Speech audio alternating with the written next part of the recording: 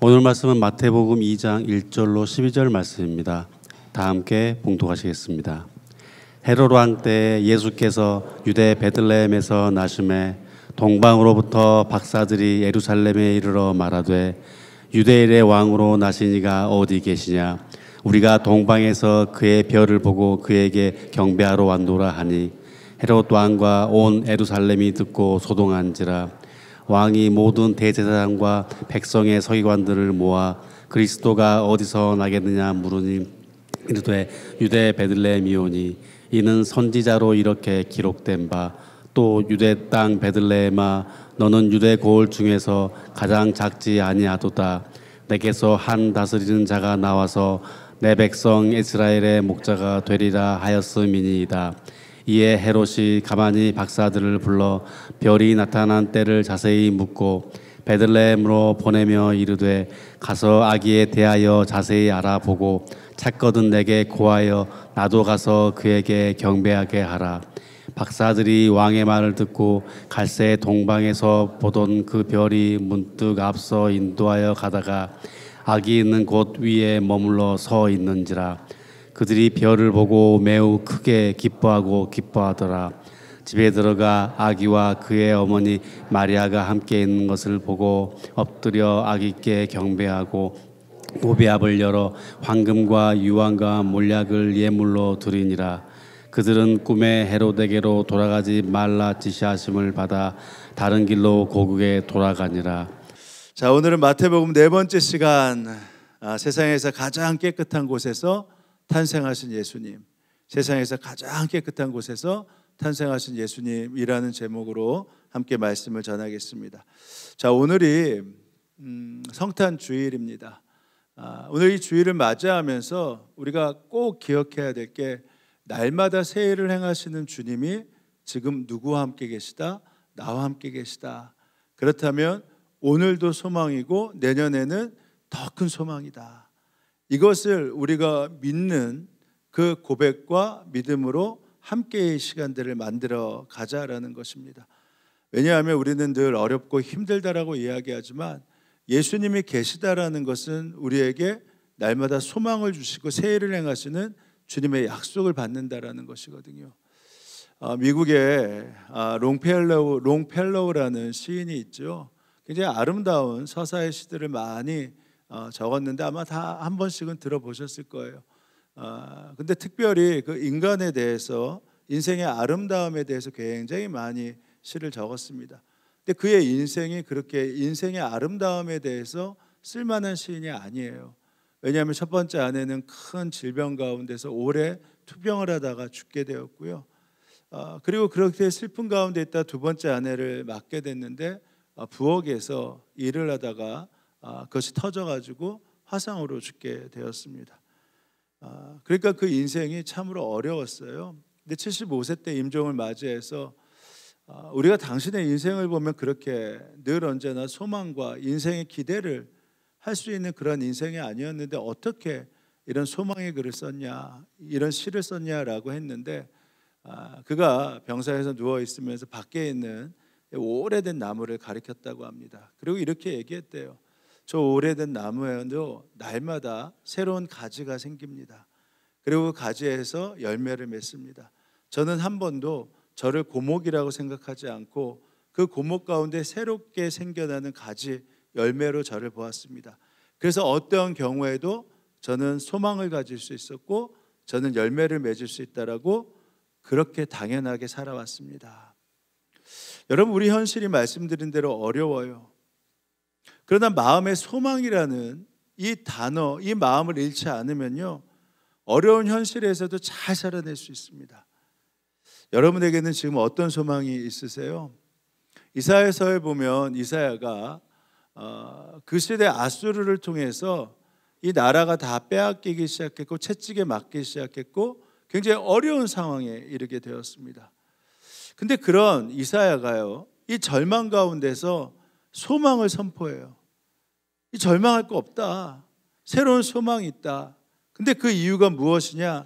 그냥 넋두리같이 사람의 의지를 고취시키는 그러한 소망이 아니라 근거를 분명히 얘기해요. 왜냐하면 우리에게 한 아이가 우리에게 탄생하기 때문이다. 한 아기가 우리를 위해 태어난다.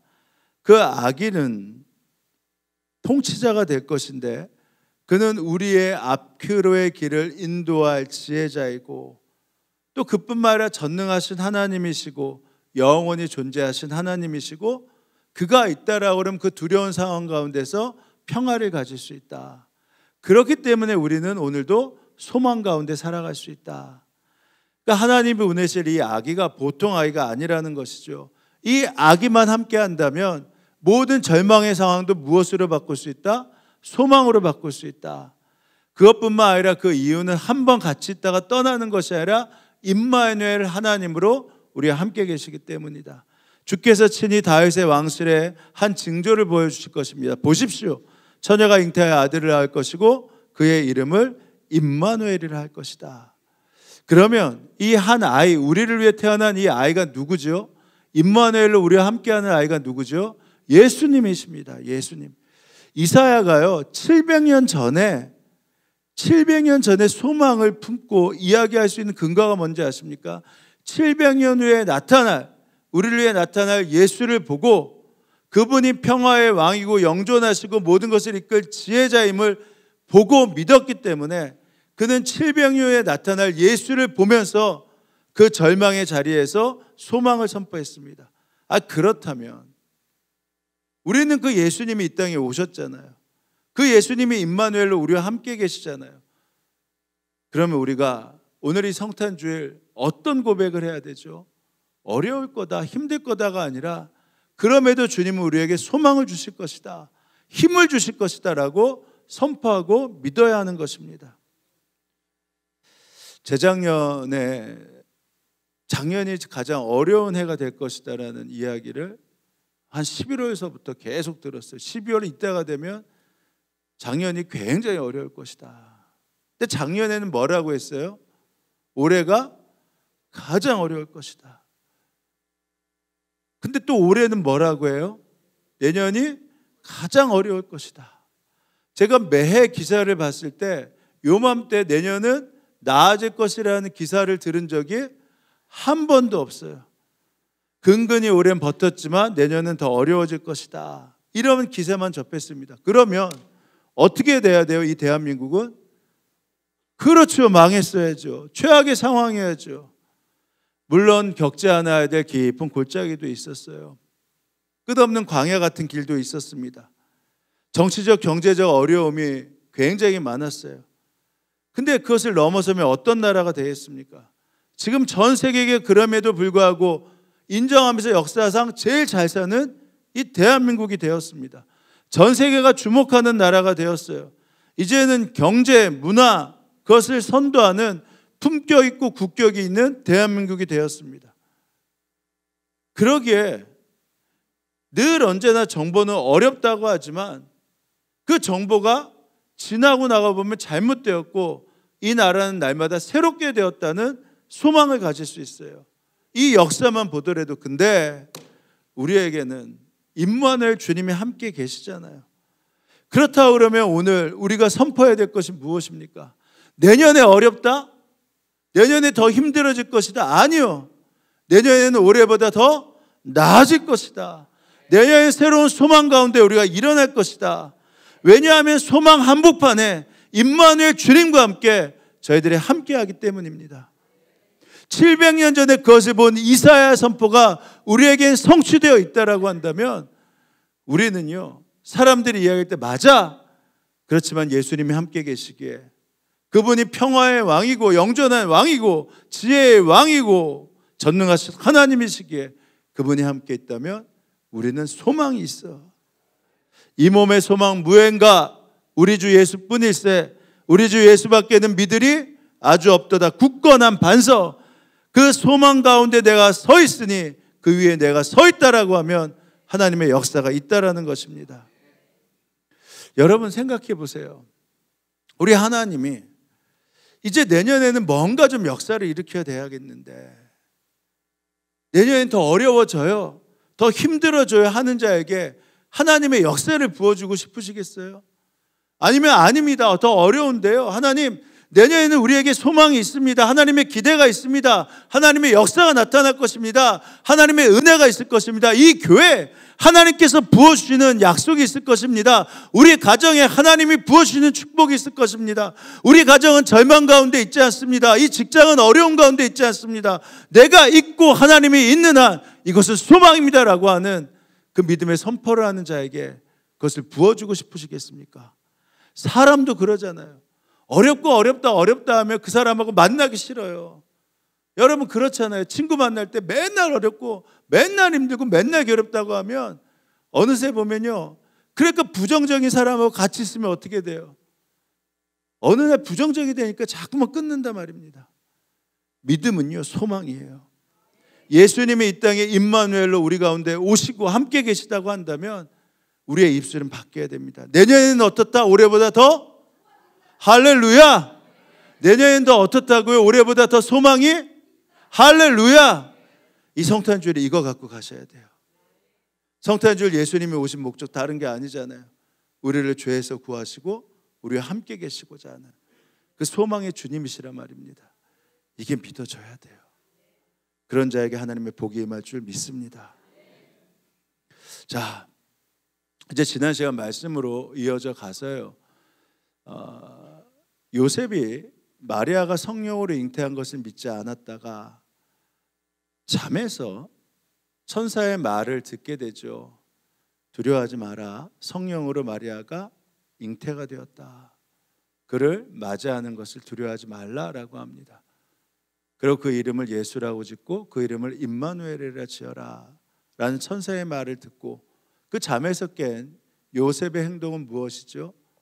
바로 마리아를 아내로 맞이합니다. 어떻게 결혼했는지는 모르겠어요.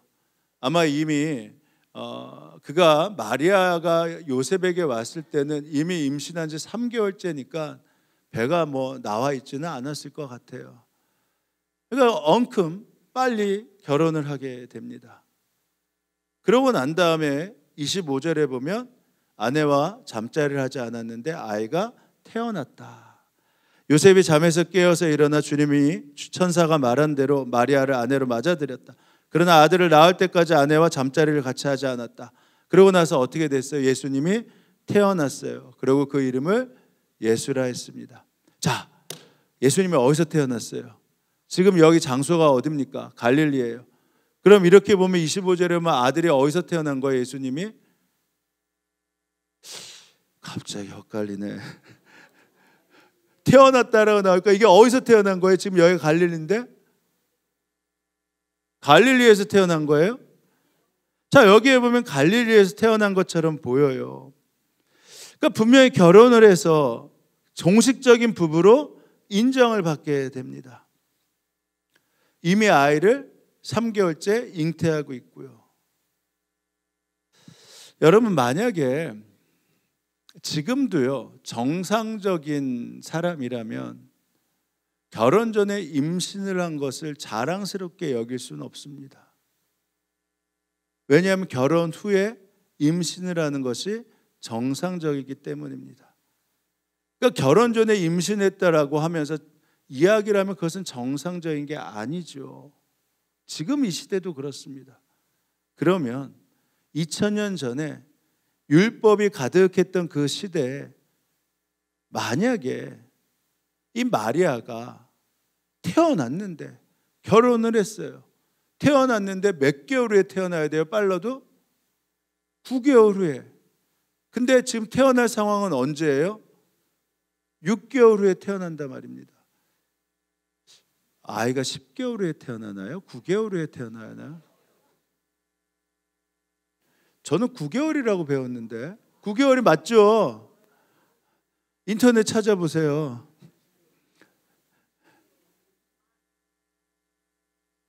그래요. 아무튼 이게 중요한 게 아닌데 여기 굉장히 집중을 하시네요.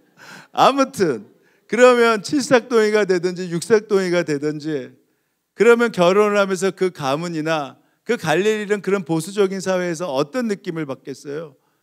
저기는 이상하다. 왜 저렇게 낳나? 하는 이야기를 듣지 않겠습니까? 그러니까 그 고민이 없었겠어요? 그러면 예수님이 태어났는데 성령으로 태어나서 이랬다라고 말을 한다고 누가 믿을 것도 아니니까. 근데 마침 로마에서 한 번도 하지 않았던 호적을 등록하라는 명령이 내려집니다. 이것이 무엇이냐면요, 그 가문이 있는 지역에 가서 그곳에서 내가 누구다라고 호적을 등록하는 거예요. 우리나라 말하면 주민등록등본을 만드는 것입니다. 요셉은요, 다윗의 가문이고 다윗의 가문의 중요한 장소는 베들레헴이에요. 그래서 호적을 하러 그 로마 당국의 명령이 떨어졌으니까 요셉은 호적을 하러 베들레헴으로 떠나게 됩니다. 근데 그 당시에 호적을 하는 거는 여자는 안 해도 돼요. 남자만 하면 되기 때문에 요셉만 가면 됩니다. 근데 성경을 보면 유독 이 요셉은요, 아내 마리아와 함께 호적을 하는데 동행을 시킵니다. 갈릴리에서 베들레헴까지는 한 130km 떨어져 있어요. 그러니까 결코 쉬운 거림이 아니죠. 그리고 나서 호적을 등록하고 그냥 바로 다시 오면 되는데 요셉은 거기에 오랫동안 머물러 있습니다. 그래서 그곳에서 아이를 낳아요. 모든 사람이 호적 등록하러 저마다 자기 고향으로 갔다. 요셉은 다윗 가문의 자손이므로 갈릴리 나사렛 동네에서 유대가 있는 베들레헴이라는 다윗의 동네로 자기의 약혼자인 마리아와 함께 등록하러 올라갔다. 그때 마리아가 임신 중이었는데 그들은 거기에 머물러 있는 동안 마리아가 해산할 날이 되었다. 자, 그럼 이 말은 무슨 말이죠? 우리가 한 번만 더 생각해 보면 요셉이 만약에 이 갈릴리에서 아이를 낳다가는 가문이나 또 사람들의 눈에 어려움을 당할 수 있으니까 그것들을 다 모면하고 또 마리아를 살려주기 위해서 어떻게 했다라는 겁니까? 마리아를 베들레헴으로 데리고 와서 아기를 낳기로 결정했다라는 것입니다. 그래서 아기를 낳고서도 어떻게 돼요? 바로 떠나지 않고 아기를 낳은 다음에 1년 있다, 2년 있다, 3년 있다 가면 어떻게 돼요? 언제 낳았어 물어볼 필요가 뭐가 있어요? 뭐 그 다음에 몇 개월 차이가 뭐가 있습니까? 그래서 아기를 낳고서도 베들레헴에서 한동안 머물면서 떠나지 않아요. 그래서 누가복음에는 목자들이 예수님이 태어났는 그 장소, 바로 마구간, 그리고 요람에 누워있는 예수님을 경배하는 장면이 나오는데 오늘 본문에 나온 동방 박사들은요, 그 마구간에서 예수님을 경배하는 것이 아니라 어디서 경배해요? 집에서 경배를 한다고 나와 있습니다. 그러니까 예수님이 마구간에서 태어났지만 이제 바로 요셉이 어디를 얻었다는 겁니까? 거기서 거할 집을 얻었다라는 거예요. 11절에 오늘 이렇게 나오죠. 오늘 다윗의 동네에 너희의 구주가 나셨으니 곧 그리스도 주님이시다. 너희는 한 갓난 아이가 구유에 쌓여 있는 것을 볼 터인데 이것이 표징이다 라고 하면서 목자들은 여기서 하나님 예수님을 경배해요. 근데 동방박사들이 찾아왔을 때 2장 11절에 이렇게 나와 있어요. 그들은 어디에 들어가서? 집에 들어가서. 그러니까 목자가 예수님을 경배한 시기와 이 동방박사가 예수님을 경배한 시기가 같다라는 겁니까? 다르다라는 거예요. 성경학자들은 최소한 이 시간이 몇 주에서 2년 정도의 시간의 차이가 난다라고 합니다. 그러니까 베들레헴에 마리아를 데리고 간 것은 불필요한 오해를 사지 않기 위해서 베들레헴에서 일정 기간 머물기로 결정하고 마리아를 데리고 간 겁니다. 그래서 이 동방 박사들이 하나님께 경배했을 때 그때 이런 일이 있잖아요. 헤롯이 뭐라고 하냐면 동방 박사들이 헤롯을 만나면서 이곳에 큰 별이 있는데 메시아가 탄생했습니다. 아 그래? 메시아가 탄생한 지역이 어디냐? 별을 따라가 보면 베들레헴입니다. 아 그러면 나도 경배하겠다. 그 말은 무슨 말이냐면 경배하겠다가 아니라 앞으로 왕이 될 그 사람을 죽이겠다라는 것이죠. 근데 천사가 나타나서 동방 박사들에게 너희들 헤롯에게 가지 말고 딴 길로 가라고 해요. 자, 그랬을 때 헤롯이 그 이야기를 듣고 화를 내면서 그 아이들을, 베들레헴 근처에 있는 아이들을 죽여요. 몇 세 이상의 아이를 죽이죠? 2살 이하. 그 말은 무슨 말입니까? 본인이 생각할 때 이미 예수가 태어났는데, 보통 생각해 보니까, 이 동방박사의 말을 빌어 생각해 보니까 최대한 잡아도 예수는 몇 살이게 될 것이다? 2살이 될 것이다. 자, 헤롯은 박사들에게 속은 것을 알고 몹시 노하였다. 그는 사람을 보내어 그 박사들에게 알아본 때를 기준으로 박사들이 말을 한 거예요. 벌써 이미 예수가 탄생했다. 근데 그때가 언제인가를 기준으로 해보니까 베들레헴과 그 가까운 온 지역에 사는 2살짜리로부터 그 아래에 있는 사내를 모두 죽였다. 그러니까 동방 박사는요, 이미 예수님이 태어나고 요셉과 마리아가 어느 집을 구해서 살고 있는 그곳에 와서 황금과 유황과 몰약을 드리며 경배한 것입니다. 그래서 말한 대로 2살 이하의 아이를 죽였다는 것을 근거로 최소한 몇 주에서 2년 미만일 것이다, 이렇게 이야기를 하는 것이죠. 말씀드린 대로 요셉은요, 의로운 사람이고 아내를 보호하는데 정말 최선을 다하는 사람이에요. 뭐 지금도 이런 남편이 있으면 굉장히 좋을 거예요. 근데 이 아내를 위해서, 자기의 가문을 위해서 베들레헴에 한참 머물기로 작정했다라는 겁니다. 그렇다면 이 일이 이루어졌던 것을 우리가 어떻게 알 수 있죠? 하나님께서 이미 선지자를 통해서 말씀하신 그 예언이 이루어질 수 있도록 이런 상황과 여건과 하나님의 섭리 가운데 일을 만드셨음을 알게 됩니다. 말씀대로요, 메시아를 이 땅에 보내셨을 때 계속해서 성경이 응하게 하려 합니다 라고 말씀하시면서 예수님이 갈릴리가 아니라 다윗의 동네에서 태어나신다고 말씀하신 미가에서의 말씀이 이루어졌어요. 이를 위해서 하나님이 역사를 어떻게 움직이신 줄 아십니까? 로마의 황제가 될 옥타비아누스를 통해서 한 번도 하지 않은 호적을 등록하게 했어요. 그래서 메시아가 갈릴리가 아니라 합법적으로 베들레헴에서 태어날 수 있는 여건을 만드셨다라는 것입니다.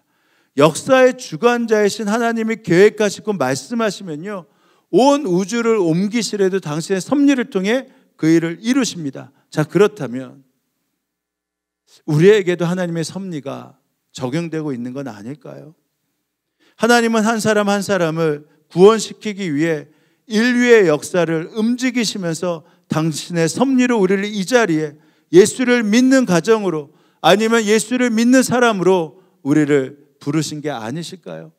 생각해보면 나 한 명을 주께서 예수 믿게 하시기 위해서 얼마나 많은 만남과 얼마나 많은 시간과 얼마나 많은 일들을 만들어내셨습니까?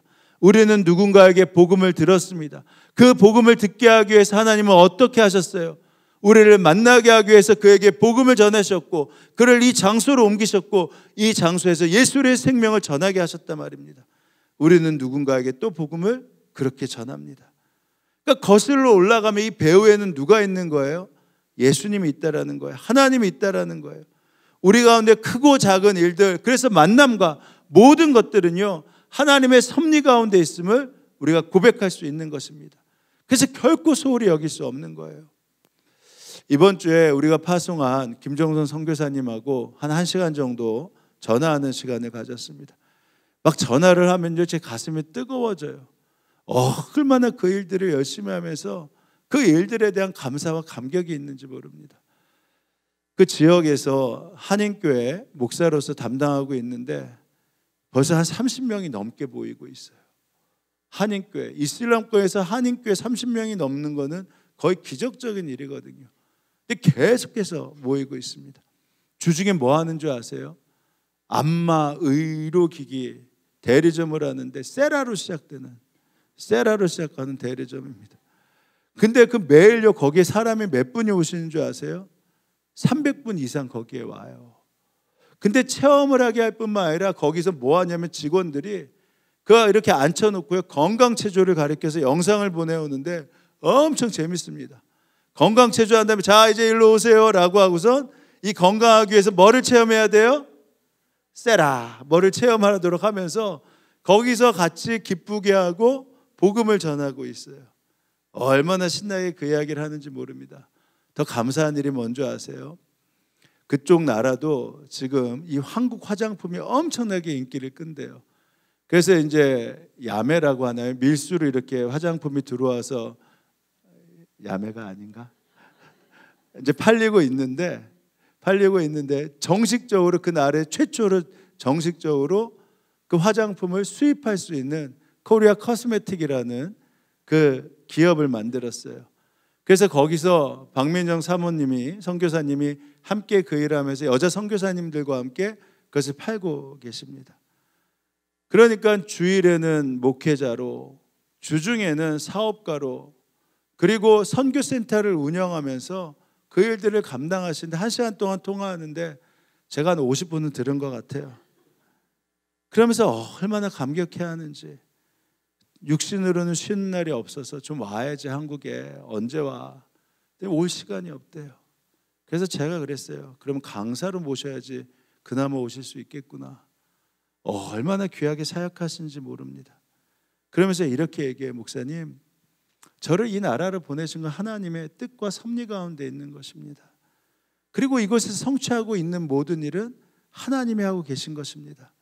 그리고 감사하게 제가 이 신촌교회에서 훈련하고 사역하고 만난 성도들을 통해서 그 일들을 잘 감당할 수 있었기 때문에 이곳에서 이렇게 영적으로 무너지지 않고 계속해서 사역을 하고 있습니다. 그래서 늘 감사한 얘기를 박민정 선교사랑 같이 이야기를 한대요.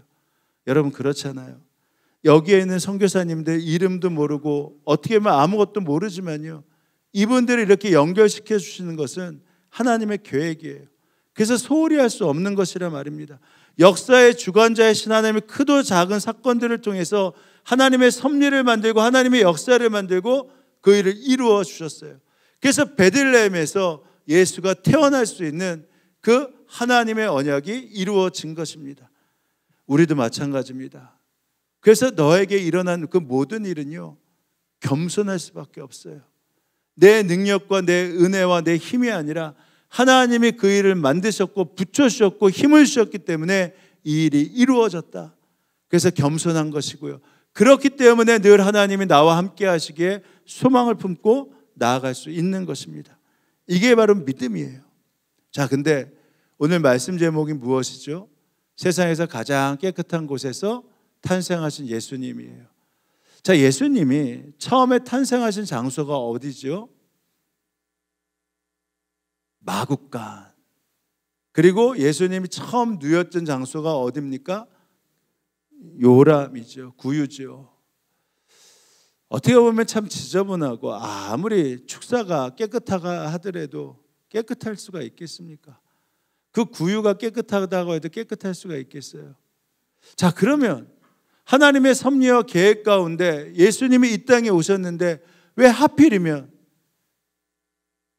마국간에서 태어나게 하셨고 하필이면 말 구유에 처음으로 누이게 하셨을까요? 이유가 무엇이죠? 하나님이 이것도 섭리와 계획이잖아요. 이것을 통해서 무엇을 말씀하시려고 이 일들을 행하셨을까요? 아니, 꼭 왕이신 하나님이 이 땅에 오시는데 그 마국간에서 태어나게 하실 이유가 뭐가 있겠습니까? 왕궁에서 태어날 수도 있고 가장 깨끗하고 화려한 집에서도 얼마든지 태어나게 하실 수 있잖아요. 그 이유가 무엇일까요? 때로는 사도 바울이나 많은 사람들이 예수님은 이 땅에 오실 때도 가장 낮고 천한, 자기를 비워 종의 마음으로 오셨기 때문에 가장 낮고 천한 곳으로 오셨다. 그러면 마국간이 가장 낮고 천한 곳입니까? 마을 구유가 가장 낮고 천한 사람이 누일 수 있는 장소인가요? 얼마든지 다른 장소가 있잖아요. 낮고 천한다라고 하면 다른 얼마든지 낮고 천한 장소가 있는데 왜 마을 구유에 마국간에서 태어나셨을까? 이유가 뭘까요? 혹시 이렇게 생각해 볼 수 있지 않겠습니까? 왕이신 주님이 이 땅에 오실 때 그토록 깨끗한 곳을 찾고 찾으셨는데 바로 그 장소, 왕이 임재하실 장소가 마구간밖에 없었다. 혹시 그렇게 생각해 볼 수 없겠습니까? 마구간에서 태어나신 것이 가장 지저분하고 더러운 장소가 있는 것이 아니라 깨끗하고 완전하신 주님이 오실 수 있는 장소를 자꾸 찾았는데 인간의 집에 그 어떤 곳도 거하실 수 없어서 바로 이 마구간에 임하신 것이 아닌가, 그렇게 생각해 볼 수 없느냐라는 것입니다. 그리스도의 일생이라는 책을 쓴 저자 지오반니가 이렇게 얘기했어요. 예수님이 이 땅에 오실 때 정말 깨끗한 곳을 찾을 수 있었겠습니까? 집이 깨끗하다고 해서 예수님이 보셨을 때 깨끗한 것이 아니잖아요. 그 집에 함께하는 사람이 깨끗해야지만 그것이 깨끗한 곳이 될 수 있지 않습니까? 예수님께서 찾으신 거예요. 내가 임할 수 있는 가장 깨끗한 곳이 어딜까? 인간을 찾아봤어요. 깨끗한 사람들을 찾아봤어요. 아이들을 찾아봤어요. 근데 그곳에도 여전히 깨끗하지 않습니다. 보니까 인간보다는 짐승이 훨씬 더 깨끗해요. 그들이 제일 먼저 환영을 할 수 있습니다. 너무 적나라한 평가일까? 아니요. 우리는 보통 이렇게 얘기하잖아요. 사람들 중에 인간답지 않은 사람을 가리켜 짐승보다 못한 인간이라고 합니다. 정말 짐승보다 나은 인간일까? 짐승과 같은 인간일까? 짐승보다 못한 인간일까? 아니요, 우리는 땀 흘려 열심히 수고를 합니다. 그러면 우리만 땀 흘려 열심히 수고를 하나요?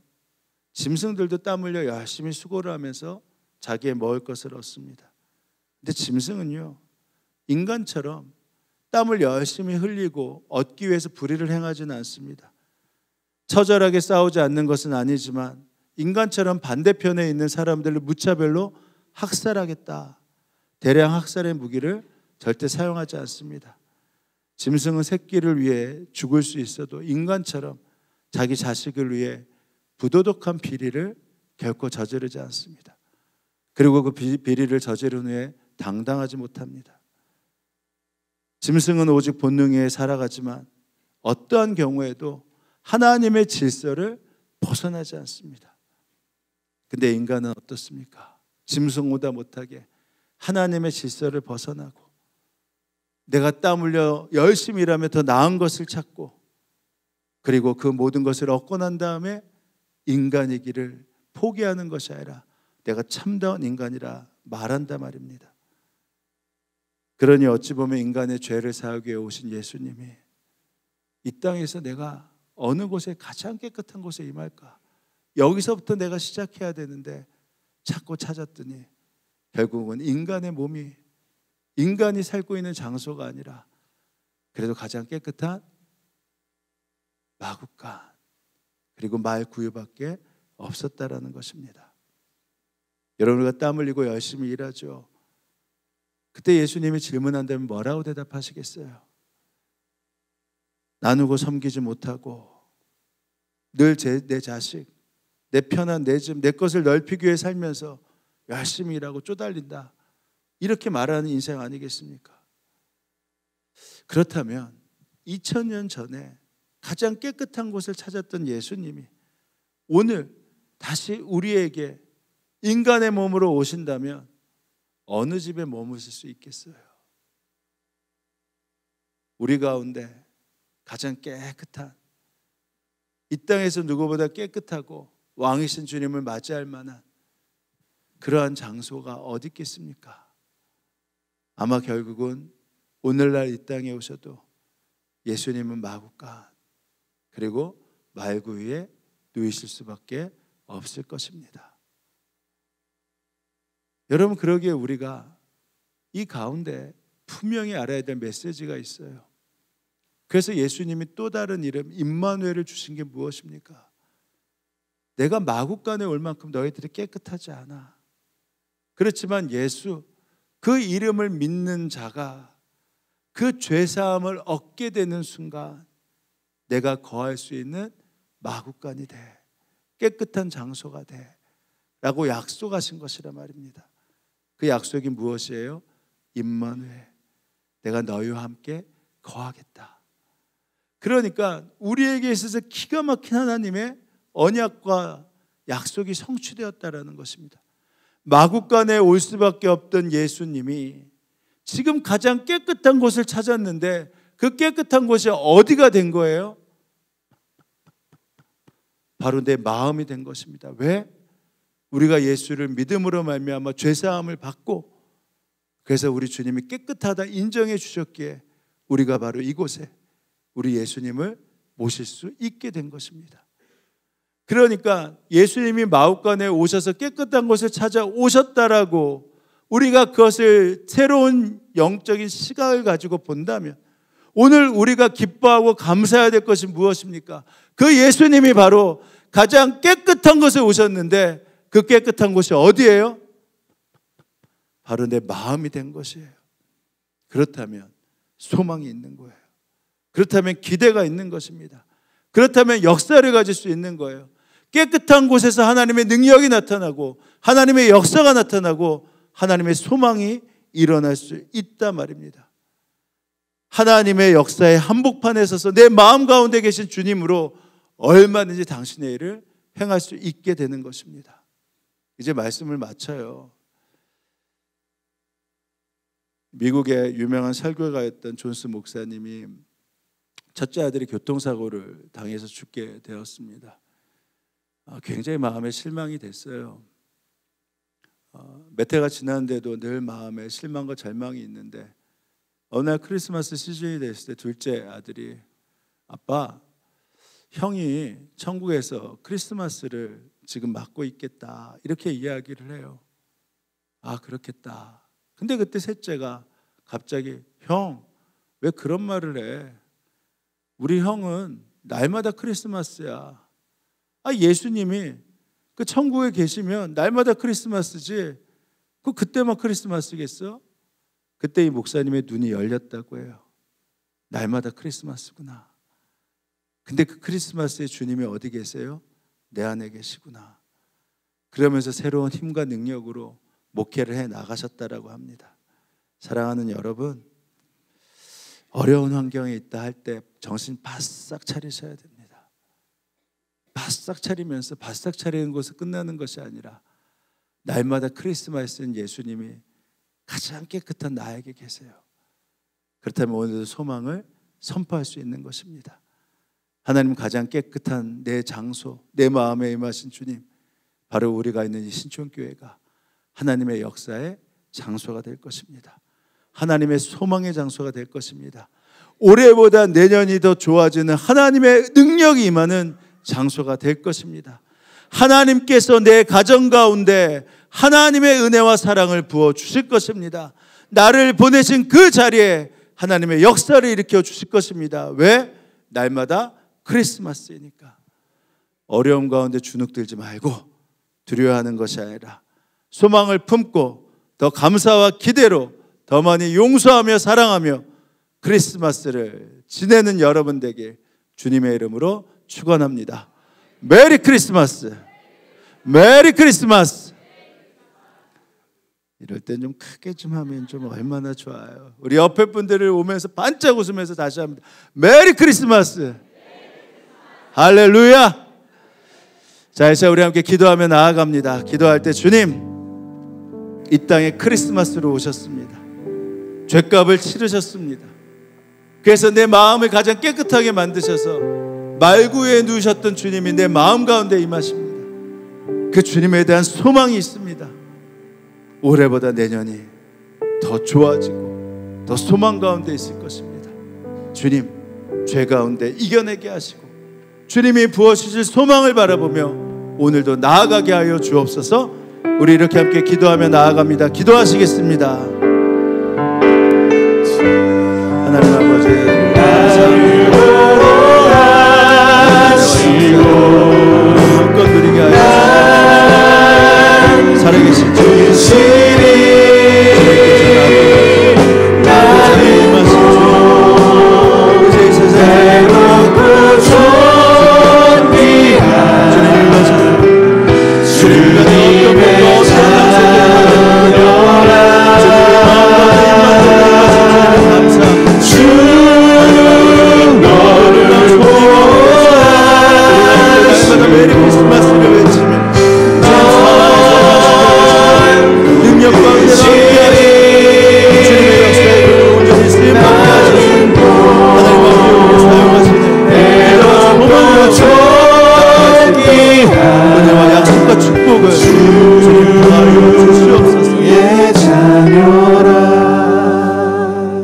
은혜와 사랑이 충만하신 하나님, 온 세상의 기쁜 소식으로 우리 가운데 임하여 주시니 참으로 감사합니다. 하나님께서 십자가 위에서 우리의 죄값을 치르심으로 우리를 먼저 구원해 주시니 감사합니다. 그 놀라운 섭리에 감사합니다. 어떤 공로도 없는 우리를 죄와 사망으로부터 해방시켜 주시고 임마누엘로 우리와 함께 하시오니 이 성탄주일 우리 자신을 온전히 내어드립니다. 가장 깨끗한 자로 믿어주시고 인정해 주셔서 우리 가운데 거하셨으니 이제는 우리의 손과 발을 주님께 드립니다. 우리의 눈과 귀를 주님께 드립니다. 우리의 마음과 영혼을 주님께 드립니다. 우리의 삶이 예수님처럼 생명을 살리는 사랑과 능력의 통로가 되게 하여 주옵소서. 절망 가운데 있는 자들에게 소망을 선포할 수 있는 능력의 주님을 품고 있사오니 소망 가운데 나아가게 하실 때 이제는 날마다 소망의 성탄절 메리 크리스마스가 되도록 주님 함께하여 주옵소서. 주님, 이 나라 이 민족을 향하신 하나님의 약속을 믿습니다. 정치인들에게 바른 판단을 할 수 있는 지혜를 열어주셔서 나라를 살리는 모든 결정을 온전히 하게 하시고 저 북한의 믿음의 동역자들을 지켜주시고 억류되어 있는 목사님, 선교사님, 성도들 속기 석방될 수 있도록 은혜 베푸시고 정부가 이 일에 적극 나서게 하여 주옵소서. 열방에 계신 선교사님들, 오늘도 주님 생명의 역사를 허락해 주셨사오니 그 땅에 주의 복음을 선포하게 하시고 우리 병환 가운데 있는 성도들에게 은총을 베풀어 주시고 보혈의 능력을 부어주셔서 치료하여 낫고 일어서게 하여 주옵소서. 오늘도 주님께 감사하여 허락하신 것의 일부를 떼어 봉헌합니다. 우리의 감사와 사랑을 받아주시고 넘치는 축복으로 더하여 주옵소서. 감사드리며 예수님의 이름으로 기도합니다. 아멘. 자, 우리 다 함께 일어나셔서 우리 서로를 축복하며 함께 인사합니다. 좀 길어요. 임마누엘 주님이 당신과 함께 계시니 당신은 가장 깨끗한 자입니다.